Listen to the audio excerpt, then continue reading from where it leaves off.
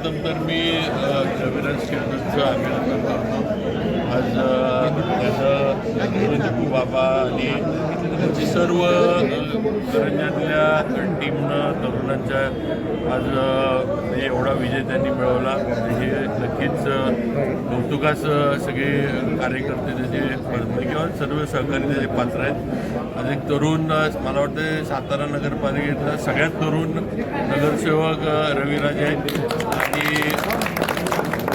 मगाशी जे म्हणले की उमेदवारी त्यानं भाजपकडं मागितली होती, त्याची अपेक्षा होती मिळावी, पण जागांचा जो वाटप झाला त्यात थोडं जागा इकडं तिकडं गेल्यामुळे त्याला उमेदवारी देता आली नाही.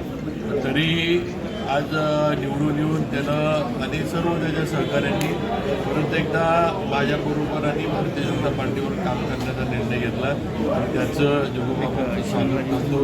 जगूबाबांचं वहिनींना पण अनेक वर्षाचा करंजातला अनुभव विकास कामांचा आहे आणि नक्कीच पुढंसुद्धा तरुणांची ही फळी जी आहे रविराजच्या माध्यमातून आम्ही अजून मजबूत करू आणि करंजे गाव जरी असलं करंजे वॉर्ड म्हणून आहे पण अजूनसुद्धा करंजाचं गाव पण जे आहे ते करंजेकरांनी जीवन ठेवलेलं आहे. आज शहरात जरी असलं तरी आज जे गावाचं गाव पण जे आहे ते अजून जीवन ठेवलं आहे आणि त्याच पद्धतीनं करंजाचा रविराजला घेऊन आम्ही विकास करणार.